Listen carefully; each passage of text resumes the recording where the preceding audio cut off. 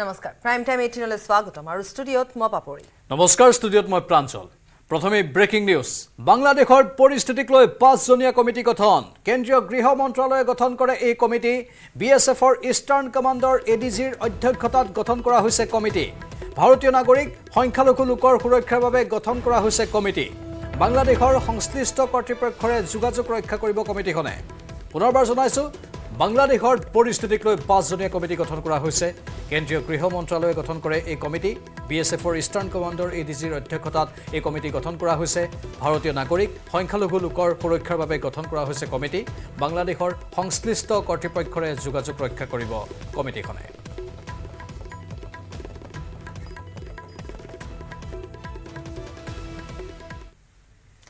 গৃহযুদ্ধৰ পাছত দেশ এৰি পলায়ন কৰা বাংলাদেশৰ প্ৰাক্তন প্ৰধানমন্ত্ৰী শেখ হাছিনা উভতি আহিব বাংলাদেশলৈ এই কথা প্ৰকাশ কৰিছে শেখ হাছিনাৰ পুত্ৰ সজীৱ ৱাজেদ জয় নতুনকৈ গঠন হোৱা বাংলাদেশৰ অন্তৰ্বৰ্তীকালীন চৰকাৰে নিৰ্বাচন অনুষ্ঠিত কৰিলে পুনৰ বাংলাদেশলৈ উভতি আহিব শেখ হাছিনা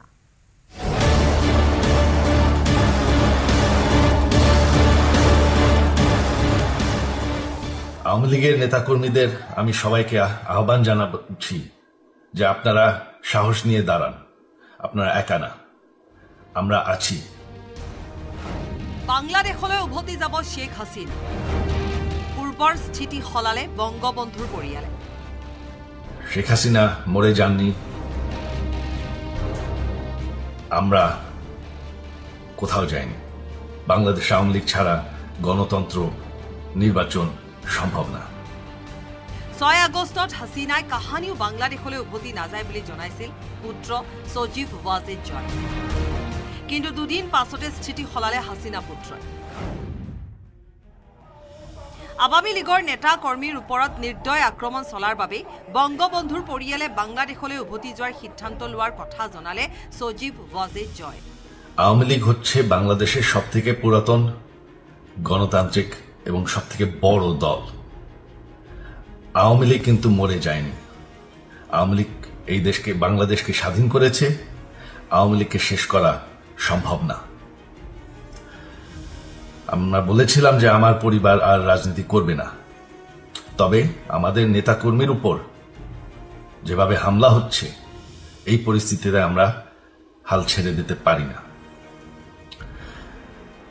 বাংলাদেশে যদি গণতন্ত্র নতুন বাংলাদেশ গড়ে তুলতে হয় আওয়ামী লীগ ছাড়া সম্ভব না আওয়ামী লীগ হচ্ছে সবথেকে বড় দল আওয়ামী লীগ কোথাও যাবে না আওয়ামী লীগ শেষ হয়ে যাবে না আওয়ামী লীগকে শেষ করা সম্ভব না বাংলাদেশৰ সবাতোকৈ প্ৰাচীন আৰু সৰ্ববৃহৎ দলৰ নেত্ৰী হিচাপে শেখ হাছিনা অকলশৰীয়া কৰিব নোৱাৰে আৱামী লীগৰ নেতাকৰ্মী সেইবাবে গণতন্ত্ৰৰ পুনৰ প্ৰতিষ্ঠা হলে মাতৃ শেখ হাছিনাই স্বদেশলৈ উভতি যাব বুলি স্পষ্ট কৰি দিলে সজীৱ ৱাজেদ জয় হাসিনা পুত্ৰৰ মতে অৰাজক পৰিস্থিতিৰ সৃষ্টি হৈছে বাংলাদেশত বাংলাদেশে এখন একটি বিশৃঙ্খল পরিস্থিতি চলছে সারা দেশে আমাদের ভাঙচুর হচ্ছে লুটপাট হচ্ছে আমাদের শহরের বাইরে আমাদের নেতাকর্মী আমাদের আওয়ামী লীগের নেতাকর্মীদের উপর হামলা চলছে অনেকে হত্যা করা হয়েছে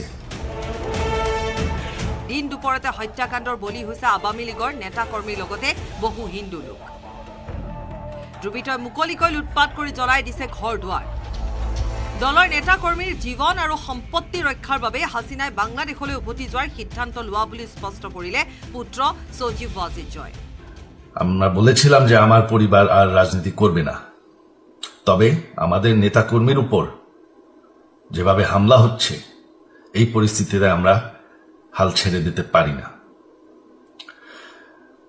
বাংলাদেশে যদি গণতন্ত্র নতুন বাংলাদেশ গড়ে তুলতে হয় আওয়ামী লীগ ছাড়া সম্ভব না আওয়ামী লীগ হচ্ছে সবথেকে বড় দল আওয়ামী লীগ কোথাও যাবে না আওয়ামী লীগ শেষ হয়ে যাবে না আওয়ামী লীগকে শেষ করা সম্ভব না বিপৰীতে মন্ত্ৰীসভাৰ বহু সদস্যই গম নোপোৱাকৈ হাছিনাই বাংলাদেশৰ পৰা পলায়ন কৰা কাণ্ডত ক্ষোভিত হৈ পৰিছে আৱামী লীগৰ বহু নেতাকৰ্মী যাৰ উমান পোৱা মাত্ৰকে স্থিতি হলালে হাছিনা পুত্ৰই আওয়ামী লীগের নেতাকর্মীদের আমি সবাইকে আহ্বান জানাচ্ছি যে আপনারা সাহস নিয়ে দাঁড়ান আপনারা একা না আমরা আছি বঙ্গবন্ধুর পরিবার কোথাও যায়নি আমরা আপনাদের সাথে আছি দেশকে আমাদের নেতাকর্মীদেরকে আওয়ামী লীগকে রক্ষা করার জন্য যা প্রয়োজন আমরা করতে প্রস্তুত।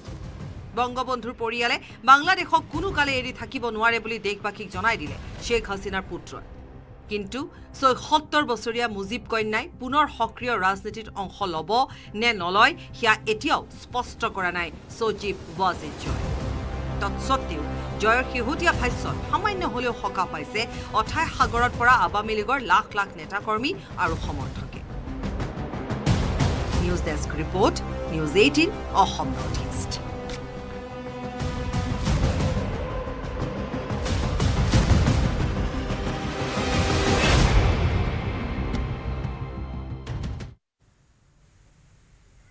অনিশ্চয়তাৰ মাজত সোমাই পৰিছে বাংলাদেশত অধ্যয়নৰত অসমৰ ছাত্ৰ ছাত্ৰীসকলৰ ভৱিষ্যত। বাংলাদেশৰ গৃহযুদ্ধৰ বাবে উভতি অহা ছাত্ৰ ছাত্ৰীসকল অনিশ্চয়তাত ভুগিছে। স্বগৃহলৈ ঘূৰি অহা শিক্ষাৰ্থীসকলৰ এটাই চিন্তা, কেনেকৈ সম্পূৰ্ণ কৰিব বাকী থকা শিক্ষা।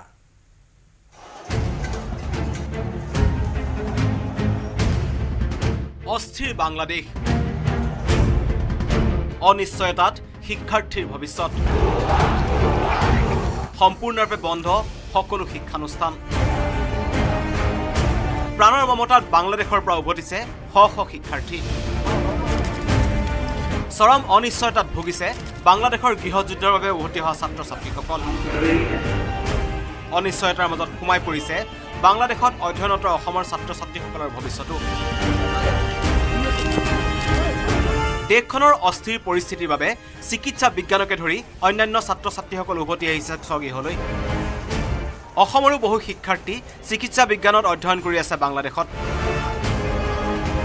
দেশখনলৈ কেতিয়া সুস্থিৰ অৱস্থা ঘূৰি আহিব তাৰ কোনো নিশ্চয়তা নাই, যাৰ বাবে পুনৰ মেডিকেল কলেজ আৰু অন্যান্য শিক্ষানুষ্ঠানসমূহ কেতিয়া খুলিব তাৰো নিশ্চয়তা দিব পৰা নাই কৰ্তৃপক্ষই।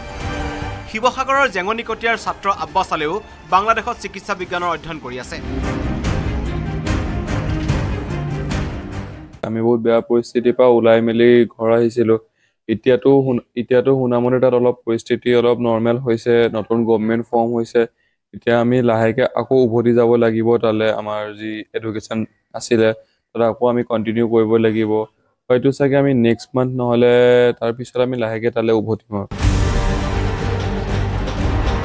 বাংলাদেশত চিকিৎসা বিজ্ঞানৰ পাঠ্যক্ৰম গ্ৰহণ কৰি থকা আব্বাছ আলী 20 জুলাইত কথমপি নিজৰ প্ৰাণ ৰক্ষা কৰি শিৱসাগৰ নিজৰ বাসভৱনত উপস্থিত হৈছিল। মোৰ তাত পৰিস্থিতি মানে খুব বেয়া আছিলে। আমি আহোঁতেতো বহুত বেয়া পৰিস্থিতিৰ পৰা আমি বাচি মেলি আহিছিলোঁ। আমি ইণ্ডিয়ানখিনি যিমানখিনি আছিলোঁ। পৰিস্থিতি স্বাভাৱিক হ'লেই পুনৰ আধৰুৱা পাঠ্যক্ৰম সম্পূৰ্ণ কৰিবলৈ উভতি যাব আব্বাছৰ লগতে অসমৰ আন শিক্ষাৰ্থীসকলো। কিন্তু শেহতীয়াকৈ বাংলাদেশত হিন্দু মুছলিমৰ সাম্প্ৰদায়িক বিভেদৰ ৰূপ লোৱাত উদ্বিগ্ন হৈ পৰিছে আব্বাছ আলী। হিন্দু মুছলিম লৈ মানে কমিউনিলিজিম কিবা এটা হৈ আছে, সেইটো হৈ আছে। সেইটো কাৰণে মানে আমি মানে আমাক মানে এতিয়া মতা নাই। যেতিয়া আমাক কলেজে মাতিব আমি তেতিয়া নতুনকৈ আকৌ যামগৈ। শিৱসাগৰৰ পৰা Pradip Gogoi report, news 18 Assam north east. কংগ্ৰেছত যোগদান বিজেপি ত্যাগী অশোক শৰ্মাৰ। নলবাৰীত ভূপেন বৰাৰ উপস্থিতিত কংগ্ৰেছত যোগদান কৰে প্ৰাক্তন বিজেপি বিধায়কগৰাকীয়ে। প্ৰদেশ কংগ্ৰেছৰ সভাপতি ভূপেন বৰা, সাংসদ গৌৰৱ গগৈ, বিৰোধী দলপতি দেৱব্ৰত শইকীয়াৰ উপস্থিতিত কংগ্ৰেছত যোগদান কৰিলে একালৰ বিজেপি নেতাগৰাকীয়ে। বিজেপি নেতৃত্বৰ বিৰুদ্ধে মুকলিকৈ ক্ষোভ উজাৰি 2 আগষ্টত দল ত্যাগ কৰিছিল জ্যেষ্ঠ নেতাগৰাকীয়ে। নলবাৰী ৰাজীৱ ভৱনৰ ভাৰত ত্যাগ দিৱস উদযাপন কৰাৰ লগতে অনুষ্ঠিত হয় যোগদান কাৰ্যসূচী।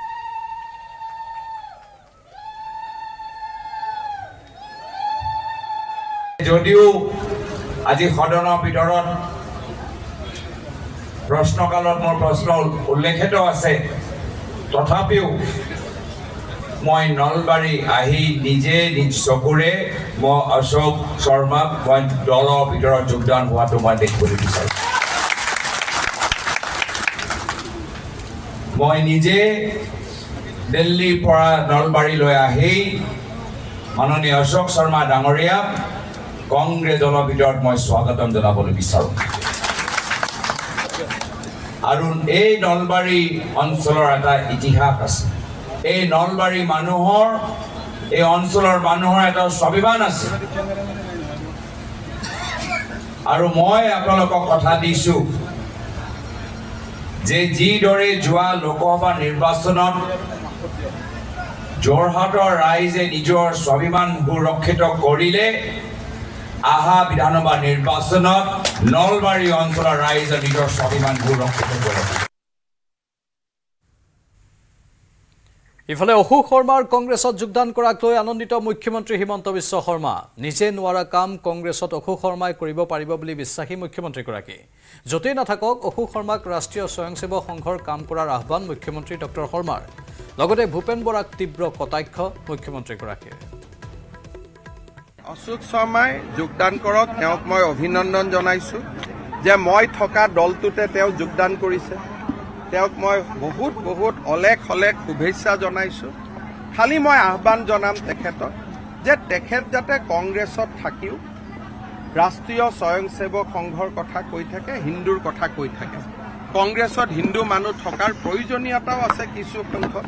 গতিকে অশোক শৰ্মাৰ কংগ্ৰেছত যোগদান আমাৰ কাৰণে এটা আনন্দৰ বাতৰি যে মই যিটো কাম কৰিব নোৱাৰিলোঁ, কংগ্ৰেছক হিন্দুময় কৰিব নোৱাৰিলোঁ, এতিয়া অশোক শৰ্মাই যদি কংগ্ৰেছক হিন্দুময় কৰি তোলে, ইতিহাসে তেওঁৰ নাম সোণোৱালী আখৰেৰে লিখিব। আৰু জইন কৰোঁতে মই আশা কৰিম তেওঁ যাতে ভাৰত মাতা জয় কৰিয়ে যোগদান। আনফালে সদ্য পদত্যাগী বিজেপি নেতা অশোক শৰ্মাক লৈ প্ৰতিক্ৰিয়া প্ৰকাশ কৰিছে বিজেপিৰ ৰাজ্যিক মুখপাত্ৰ কিশোৰ উপাধ্যায়ে। অশোক শৰ্মাক সুবিধাবাদী চৰিত্ৰৰ ব্যক্তি বুলি কটাক্ষ কৰি কংগ্ৰেছ দলকো সমালোচনা কৰে কিশোৰ উপাধ্যায়ে। অশোক শৰ্মা আমাৰ সিনিয়ৰ কাৰ্যকৰ্তা আছিল, যেহেতু তেওঁ ৰিজাইন দিছে, আছিল বুলি আমি ক'ব নোৱাৰোঁ। জেনেৰেলি বিজেপিত মানুহে MLA MP হ'বৰ কাৰণে মানুহে জইন নকৰে। আমাৰ বিজেপিত আমি আহিছোঁ যে দেশ প্ৰথম, পাৰ্টি ছেকেণ্ড আৰু সেলফ লাষ্ট। এতিয়া MLA হ'ব নোৱাৰাৰ কাৰণে বা নোহোৱাৰ কাৰণে বা পাৰ্টিয়ে মোক টিকেট নিদিলে বুলি যদি কোনো ব্যক্তিয়ে যদি বেলেগ দললৈ MLA হ'বলৈ যায়, তেতিয়াহ'লে তেখেতসকলে যে ইমান দিন আমাক ৰাষ্ট্ৰ প্ৰথম, পাৰ্টি ছেকেণ্ড, মই লাষ্ট বুলি আমাক যে শিকাই আছিল, হয় তেখেতসকলে আমাক ভুলকৈ শিকাইছে, নহ'লে তেখেতসকলে হিপক্ৰেট আছিল। আমাৰ ইয়াতো বহুত মানুহ আছে টিকেট বিচাৰি আজিও পাৰ্টি কৰি থকা মানুহ, আপুনি ইয়াতে পাব। কোনোবা মানুহ যদি গৈছে, তেওঁ আইডিঅ'লজিত, ভাৰতীয় জনতা পাৰ্টীৰ আইডিঅ'লজিটো তেখেতে ভালকৈ হৃদয়ংগম কৰিব পৰা নাছিল বা লোৱা নাছিল। এই কথাটো আজি এইসকল মানুহ কংগ্ৰেছত যোৱাৰ পৰা প্ৰমাণিত হ'ল। অশোক শৰ্মাৰ কংগ্ৰেছ যোগদানৰ পাছতে নলবাৰী বিজেপিৰ সংবাদমেলত অশোক শৰ্মাৰ বিৰুদ্ধে বিস্ফোৰণ। অশোক শৰ্মাই চৰকাৰী মাটি দখল কৰি থকাৰ অভিযোগ। SIRD অফিচৰ সমীপত 20 বিঘা মাটি দখলৰ অভিযোগ। বিধায়ক হৈ থাকোঁতে নামে বেনামে মাটি ক্ৰয়ৰো অভিযোগ সংবাদমেলত। অশোক শৰ্মা দুৰ্নীতিপৰায়ণ লোক বুলিও ক'লে সংবাদমেলত। অশোক শৰ্মাৰ দল ত্যাগে বিজেপিক ক্ষতি নকৰে বুলিও পুনৰ দোহাৰিলে। ভাৰতীয় জনতা পাৰ্টীৰ কোনো এজন বিষয়ববীয়ে যে তেখেতক কোনো কাৰণতে ৰখোৱা নাই কিয়, যে এনেকুৱা ধৰণৰ চৰকাৰী মাটি দখল কৰা, অন্যায়ভাৱে সৰ্বসাধাৰণ ৰাইজক হাৰাশাস্তি কৰা বিভিন্ন আছে। মই আপোনাক অলপতে দেখাই আছোঁ যে SRDৰ সন্মুখত আপুনি চাব প্ৰায় 20 বিঘা মাটিৰ বাউণ্ডাৰী ৱাল অশোক শৰ্মাই দিছে। এতিয়া মোৰ প্ৰশ্ন হ'ল যে অশোক শৰ্মাই এই 20 বিঘা মাটি ক'ৰ পৰা বা কেনেকৈ কিনিলে? তেখেত যেতিয়া MLA হৈ আছিল, যে অসমীক কৃষি ফাৰ্ম নামৰ প্ৰায় 30 বিঘা মাটি চৰকাৰী মাটি তেখেতে দখল কৰিছে। তাৰ ওচৰত বহু সন্দেহযুক্ত বাংলাদেশী মূলৰ মিয়া মানুহেও মাটি দখল কৰিছে। তো তাৰ লগত প্ৰায় 30 বিঘা মাটি এতিয়াও আপোনালোকে গ'লে দেখিবলৈ পাব অসমীক কৃষি ফাৰ্ম নামৰ লিখা আছে। সেই প্ৰায় 30 বিঘা মাটি অশোক শৰ্মাই দখল কৰিছে। এনেকুৱা ধৰণৰ দুৰ্নীতিগ্ৰস্ত এজন ব্যক্তি, সেই কাৰণেই হয়তোবা মই ভাবোঁ যে ভাৰতীয় জনতা পাৰ্টীয়ে পৰৱৰ্তী পৰ্যায়ত তেখেতক কোনো টিকট নিদিলে বা কোনো ধৰণৰ তেখেতে যে ইমান কান্দা কাটা কৰিছে, তেখেত হয়তোবা কংগ্ৰেছত গৈছে, কিন্তু তেখেতৰ মনটো এতিয়াও বিজেপিত আছে। এই মুহূৰ্তত মুখ্যমন্ত্ৰীৰ সংবাদমেলৰ পোনপটীয়া সম্প্ৰচাৰ আগবঢ়াব বিচাৰিছোঁ। কোৱাটোতো ভুল কথা নহয়, সেইটো কিয় ক'ম মই? আমাৰ গুৱাহাটীটোতো বৰষুণ হয়, গুৱাহাটীটোতো আমাৰ সমস্যা আছে। কেতিয়াবা আপোনালোকে গুৱাহাটীৰো বাহিনীখন চাব, কেনেকৈ বিল্ডিং ওপৰত বনাই দিছে। গতিকে আমাৰ মানুহৰোতো সমস্যা আছে, কিন্তু বৰষুণ নোহোৱাকৈ পানী হোৱাৰ মুখ্য কাৰণটো তেওঁ। এতিয়া সমস্যাটো হ'ল বৰষুণ হ'লে পানী হোৱাটোৰ আমি দোষী, কিন্তু বৰষুণ নোহোৱাকৈ যে পানী হয়, সমস্যাটো সেইটো। উপায় নাই, এতিয়া পানী দেখিছোঁ আৰু কি কৰিব। এইটো ড্ৰেইন যদি ডাঙৰ কৰিব খোজো, মই ৱাল ভাঙিব লাগিব, মানুহে ভাঙিব দিব? এইবিলাক সমালোচনা কৰি থাকিবতো সহজ সৰু ড্ৰেইনটো ডাঙৰ কেনেকৈ কৰিম বহলাব লাগিব মানুহৰ ৱাল ভাঙিব লাগিব সত্ৰখনৰে ৱাল ভাঙি ডাঙৰ কৰিব লাগিব কোনে ভাঙিব দিব গতিকে এইটো গহৈ গ'ল আৰু এইটো কাৰণে সমস্যাৰ লগত যুঁজি থাকিব লাগিব কিবা মটৰ লগাব লাগিব পাম্প সেট লগাব লাগিব কৈছে আমচিঙতো সমস্যা এটা কিন্তু এটা মই আমচিঙত গৈ কি কৰিব পাৰোঁ এটা আলোচনা কি কৰিব তাতে আমাৰ অসমীয়া মানুহবিলাক বহি আছে মই কাক ভাঙিব যাওঁ এতিয়া কেনেকৈ ভাঙিব যাওঁ তেতিয়াতো আপোনাৰ এবাৰ অলপ শিল খাকুত হাত দিওঁতে আপোনালোকে কিমান ভিডিঅ' বজাইছে গতিকে আপোনালোকে মোক ইলেকশ্যন হৰুৱাবৰ কাৰণে আমচিং কিয় কৈ থাকে সেইটো ক'বটোতো সহজ কিন্তু আপোনালোকে এবাৰ লিখি দিয়ক যে আপোনালোকে পূৰ্ণ সহযোগিতা কৰিব পৰ্টেলবিলাকে ভিডিঅ' ভাইৰেল নকৰে কাৰোবাৰ ঘৰ ভাঙিলেতো কান্দিবই না যাতে ৰাইজ তেতিয়াতো মানুহে নাভাবে যে এওঁ ৰাইজৰ কামত কৰিছে এতিয়াতো এটাই উপায় আছে পানীটো শিল খাকুত নি ডাঙৰ ড্ৰেইন বনাই মেঘালয়ৰ পানীটো তালৈকে লৈ যাব লাগিব তাৰ বাদেতো আমাৰ হাতত একোৱে উপায় নাই গতিকে অহাবাৰ প্লেনিং কৰিব লাগিব আৰু গুৱাহাটী সম্পূৰ্ণ বানপানীৰ পৰা বাচিবই নোৱাৰি ইয়াত মাটি বাৰী কিনাৰ আগতে মানুহে এইটো ভাবিয়ে কিনিব লাগিব যে গুৱাহাটীখন এটা ফুড হিলত থকা প্ৰদেশ যেনেকৈ দিল্লী বা মুম্বাইত বিভিন্ন কাৰণত বানপানী হয় আমাৰ ইয়াতো কৃত্ৰিম বানপানী হ'ব কিন্তু 2-3 ঘণ্টাত আমি পানীটো উলিয়াই দিব পাৰোঁ বা 4 ঘণ্টাত আমি উলিয়াই দিব পাৰোঁ কিন্তু জোৰাবাটত এইটো চলি থাকিলে আমি নোৱাৰোঁ তাৰ কোনো উপায় নাই আৰু এইটো ইছ্যু পলিটিকেল কৰা কথা নুঠায় এইটো কিছুমানে মই দেখিছোঁ যে পলিটিকেল কৰিব খুজি আছে এইটো পলিটিকেল নহয় এইটো মোৰ আগততো 3-4জন মুখ্যমন্ত্ৰী হৈ গৈছে কোনেওতো পাৰা নাই নহয় এইটোতো it is not a political issue এইবিলাক পলিটিকেল ইছ্যু কৈ পেলাই কি লাভ আছে এইটোক লৈ পেলাই আনন্দ পাব নালাগে আপোনালোকেও যিমান ব্যস্ত হৈ যায় দেখুৱাই মিলাই TRP ল'বৰ কাৰণে সেইটো ইছ্যু এইটো নহয় আৰু আপোনালোকে দুইফালে বাজে নহয় আমি কিবা এটা কৰিলে আপোনালোকে কৰাটোতো ধৰিব ধৰক আজি কোনো এতিয়া টঙৰা সত্ৰৰ কথা কৈছে কিন্তু কালি যদি মই সত্ৰৰ ৱালখন ভাঙি দিওঁ আপোনালোকে কি ক'ব শংকৰদেৱ মাধৱদেৱৰ ৱাল ভাঙি দিলে হিমন্ত বিশ্ব শৰ্মা অমুক তমুক ভাগৱতক সন্মান নকৰে এইটো নিউজ কৰিব নে নাই গতিকে আপোনালোকতো ৰেডি না দুইফালে বজাবৰ কাৰণে গতিকে হয়নে নহয় ঠিক আছে হ'ব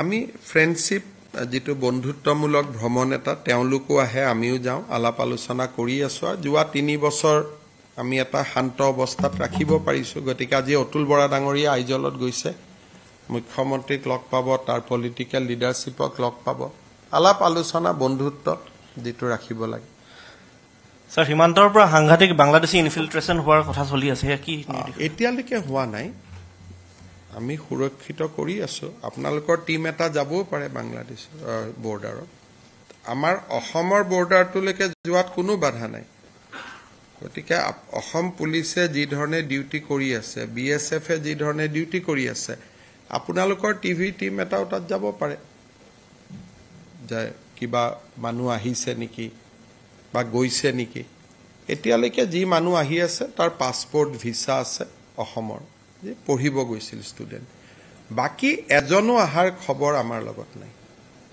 যদি আপোনালোকৰ লগত আছে আমি ভেৰিফাই কৰিব পাৰোঁ হ'ব এয়া আছিল মুখ্যমন্ত্ৰী সংবাদমেল পোনপটীয়া সম্প্ৰচাৰ আমি আগবঢ়ালোঁ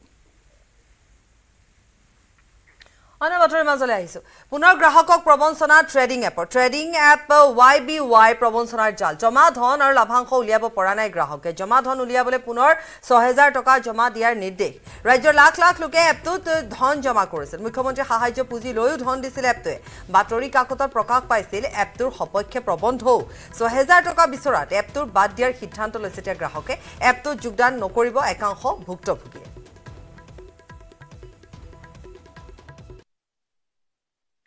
এনেকুৱা ধৰণৰ এপ কিছুমান আহিলে চৰকাৰে এই এপটোৰ ওপৰত মানে অলপ কি হয় ইনভেষ্টমেণ্ট কৰিব লাগে আমি জনসাধাৰণ যিটো আমি চাওক লাভৰ আশা চবেই চিন্তা কৰে চব মানে লাভৰ আশা কৰে চ' আমি ইনভেষ্ট কৰিছোঁ লাভৰ আশাতে আমি পইচা নোপোৱা নে পইচা পাইছিলোঁ কিন্তু মাজতে কি হ'ল 3 তাৰিখৰ পৰা তেওঁলোকে উইড্ৰ বন্ধ কৰি দিলে চ' এতিয়া আজি কি তেওঁলোকে ৰাতিপুৱা মেছেজ কৰিছে যে উইড্ৰ কৰিবৰ কাৰণে 6,000 দি KYC কৰিব লাগিব KYC কৰিলে আফটাৰ 11 তেওঁলোকে যিটো আমাৰ জমা ধনটো উইড্ৰ কৰিব লাগিব ত' মই এটা কথা চৰকাৰক কওঁ এই ক্ষেত্ৰত আমাক চৰকাৰে জইন কৰিবলৈ কোৱা নাই কিন্তু আমি উইলিংলি কৰিছোঁ কিন্তু এনেকুৱা কিছুমান এপছক অন্ততঃ চৰকাৰে মাৰ্কেটত কাম কৰাৰ আগত অলপ ভেৰিফাই কৰিব লাগে আমাৰ জনসাধাৰণক অলপ এইটো অলপ কনচিয়াছ কৰিব লাগে বহুতখিনি ল'ৰাও আছে সিহঁতো এই আশাতে সোমাইছিলে কিন্তু চবৰে এতিয়া এনেকুৱা হৈছে সেইটো চৰকাৰে অকণ কিবা এটা ভাবি দিব লাগে আৰু এইটোৰ বিষয়ে এনেকুৱা ঢেৰ আহি আছে এতিয়া অসমখনক বিশেষকৈ অসমখনত এনেকুৱা কিছুমান আৰু এপ আহি আছে দিল্লী মানে সিহঁতে টাৰ্গেট কৰি লৈছে নিচিনা হৈছে মানে অসমখনক পুৰা এপেৰে ভৰ্তি হৈ গৈছে মোবাইলটো আমি সোমাইছিলো সকলোৱে যে কিবা এটা উপাৰ্জন হ'ব আমি ঘৰত থাকি একো উপাৰ্জন নহয় সেয়ে ভাবি পেলাই সোমাইছিলো কিন্তু এইটো এপটোৰ জৰিয়তে দেখোন বহুখিনি লছে হৈছে আৰু সোমাই পেলাই বহুত চৰকাৰলৈ কি আহ্বান আছে চৰকাৰলৈ এয়ে আহ্বান আছে যে এনেকৈ এপছ কেইটাৰ কাৰণে অলপ চালি জাৰি চাই মেলি যাতে প্ৰশাসনো অলপ সহায় সহযোগিতা আগবঢ়ায় জল জীৱন মিছনৰ কোটি কোটি টকা আত্মসাত কৰি অসম এৰাৰ প্ৰস্তুতি কলকাতাৰ দুটাকৈ কোম্পানীৰ চৰকাৰৰ কঠোৰ নিৰ্দেশকো কেৰেপ নকৰে বহিৰাজ্যৰ কোম্পানীয়ে চূড়ান্ত ময়মতালিৰে আধাতে কাম এৰি অসম এৰাৰ প্ৰস্তুতি NAV ইনফ্ৰাকন আৰু চিফ ড্ৰিলাৰ্ছৰ চৰকাৰৰ কঠোৰ নিৰ্দেশ যে আগষ্ট মাহৰ ভিতৰত জে আঁচনিৰ কাম সম্পূৰ্ণ কৰিব লাগিব জল জীৱন আঁচনিৰ নামত অসমত প্ৰকৃততে চলিছে কি খবৰ ৰাখিছেনে ৰজাঘৰীয়াই অসম চৰকাৰৰ নিৰ্দেশনাক কেৰেপ নকৰে বহিৰাজ্যৰ কোম্পানীয়ে আঁচনি এইবিলাক নীতি নিয়ম চব জলাঞ্জলি দি তেওঁলোক এতিয়া ইয়াত কাম মানে আধা কৰি যোৱাৰ যুঁজা চলাইছে আঞ্জা নালাগি ফলকখন চাওক ফলকখনো মানে তেওঁলোকে ফিটিং নকৰিলে তললে মূৰ কৰিয়ে থাকি গ'ল এই কোম্পানীকেইটাক জোৰ জুলুম কৰি হ'লে আমাৰ কামখিনি সম্পূৰ্ণ কৰাই দিব লাগিছিল কিন্তু কোম্পানীয়ে যি মতে কাম কৰিছে সেইমতে আমাৰ মানে যি জলস্বাস্থ্য কাৰিকৰী বিভাগ আছে তেওঁলোকে মানি লৈছে কিন্তু এই কামৰ বিসংগতিটো আপোনালোকে সম্পূৰ্ণ চকুত পৰা হৈ আছে জল জীৱন আঁচনিৰ নামত লখিমপুৰত ধন আত্মসাত বহিৰাজ্যৰ কোম্পানীৰ নিৰ্মাণ কাৰ্য সম্পূৰ্ণ নকৰাকৈ অসম এৰি যোৱাৰ প্ৰস্তুতি চলাইছে কলিকতাৰ দুটাকৈ কোম্পানীয়ে আগষ্ট মাহৰ ভিতৰত জল জীৱন আঁচনিৰ কাম সম্পূৰ্ণ কৰাৰ নিৰ্দেশ দিছিল অসম চৰকাৰে লগতে নিৰ্মাণ কাৰ্য আৰম্ভ হোৱাৰ 6 মাহৰ ভিতৰত কাম সম্পূৰ্ণ কৰাৰ নিৰ্দেশ দিছিল অসম চৰকাৰে কিন্তু লখিমপুৰত জল জীৱন আঁচনিৰ কাম আধাতে সামৰি কোটি কোটি টকা আত্মসাত কৰি এতিয়া অসম এৰাৰ যুঁজা চলাইছে কলিকতাৰ দুটাকৈ কোম্পানীয়ে 6 মাহত হ'বলগীয়া কামটো যদি 2.5 বছৰেও সম্পূৰ্ণ হৈ নুঠিল চৰকাৰে ডাঙৰকৈ কথাবিলাক কয় যে হৰ ঘৰ নল হৰ ঘৰ জল কিন্তু হৰ ঘৰ জল এইটো যে মানে আমাৰ কাৰণে সপোন হৈ ৰ'ল সপোন কেতিয়া বাস্তৱ হ'ব আমি তাৰ কাৰণে আশা কৰি ৰৈছোঁ অসম চৰকাৰৰ নিৰ্দেশনাৰ প্ৰতি কেৰেপ নকৰে কলিকতাৰ NAV ইনফ্ৰাকন আৰু চিফ ডিলাৰ্ছ নামৰ দুটাকৈ কোম্পানীয়ে লখিমপুৰত এতিয়াও সম্পূৰ্ণ হোৱা নাই JJMৰ প্ৰকল্প ইতিমধ্যে জল জীৱন আঁচনিৰ নামত কোটি কোটি টকা আত্মসাত কৰিছে বহিৰাজ্যৰ কোম্পানী দুটাই এতিয়া প্ৰশ্ন হয় জল জীৱন আঁচনিৰ নামত কোটি কোটি টকা আত্মসাত কৰা বহিৰাজ্যৰ কোম্পানীক নাকি লগাব কোনে ধন আত্মসাত কৰি আধাতে অসম এৰি যাবলৈ যুঁজা চলোৱা কলিকতাৰ NAV ইনফ্ৰাকন আৰু চিফ ডিলাৰ্ছৰ বিৰুদ্ধে অসম চৰকাৰে কি ব্যৱস্থা গ্ৰহণ কৰিব সেয়া হ'ব লক্ষণীয় লখিমপুৰৰ পৰা Sanjeev Lahon report news 18 Assam north east নিপকোৱে 4খনকৈ গেট খুলি দিয়াৰ পিছতে মেৰাপানীত জলপ্ৰলয় নিপকৰ পানীয়ে বুঢ়াই পেলাইছে পদুম পথাৰৰ বিস্তীৰ্ণ অঞ্চল বহু লোকৰ বাসগৃহৰ লগতে পানীৰ তলত শ বিঘা কৃষিভূমি জলস্তৰ বৃদ্ধিৰ ফলত পথৰ ওপৰেদি পাগৰিছে পানী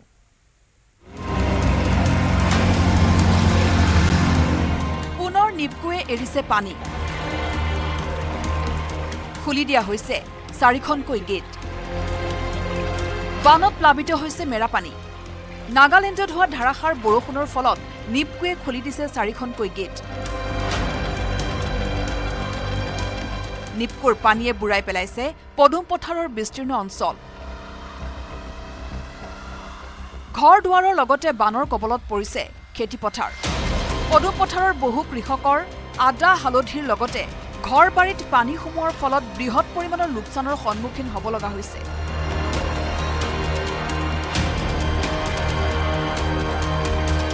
এই সমস্যাটো এতিয়াৰ নহয়, নেপকৈ প্ৰতি বছৰে প্ৰায় বান এৰি দিয়ে, প্ৰত্যেক বছৰ বান হয় আৰু যোৱাবাৰ 2018 চনত ভয়ংকৰ বানপানীৰ সৃষ্টি হৈছিল। তেতিয়াও বহুত ক্ষয় ক্ষতি হৈছিল ৰাইজৰ, কৃষিজীৱী ৰাইজৰ অনিষ্ট হৈছিল। তাৰ কাৰণে কোনো ধৰণৰ আজি তাৰিখলৈকে পদক্ষেপ নল'লে। 18 চনত হোৱা বানপানীৰ ক্ষয় ক্ষতি, গৰু মজি ধ্বংস হৈছিল, যি খেতি নষ্ট হৈছিল আচলতে কৃষিজীৱী লোকৰ, সেই খেতি নষ্ট হোৱাৰ ক্ষয় ক্ষতি ক্ষতিপূৰণ আজি তাৰিখলৈকে কোনো কাৰণতে আমাৰ ইয়াৰ অঞ্চলৰ কোনো ৰাইজে নাপালে, বানপানীৰ ক্ষয় ক্ষতি হোৱা ৰাইজে নাপালে। জলস্তৰ বৃদ্ধিৰ ফলত পথৰ ওপৰেদি বাগৰিছে পানী। আনহাতে নিপকুৰ সৃষ্ট বাঢ়নি পানীৰ কবলত পৰিছে সৰুপথাৰ সমষ্টিৰ অন্তৰ্গত ধনশিৰি মহকুমাৰ বিভিন্ন অঞ্চল।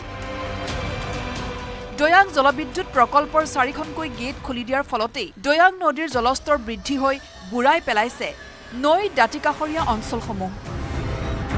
সৰুপথাৰ বিধানসভা সমষ্টিৰ অন্তৰ্গত আমগুৰি, টেঙানীৰ নৈকাষৰীয়া অঞ্চল, গেলাবিল, কুৰিয়ামঘাটৰ বহু অঞ্চলৰ লোক এতিয়া নিপকুৰ সৃষ্ট বানৰ কবলত পৰিছে।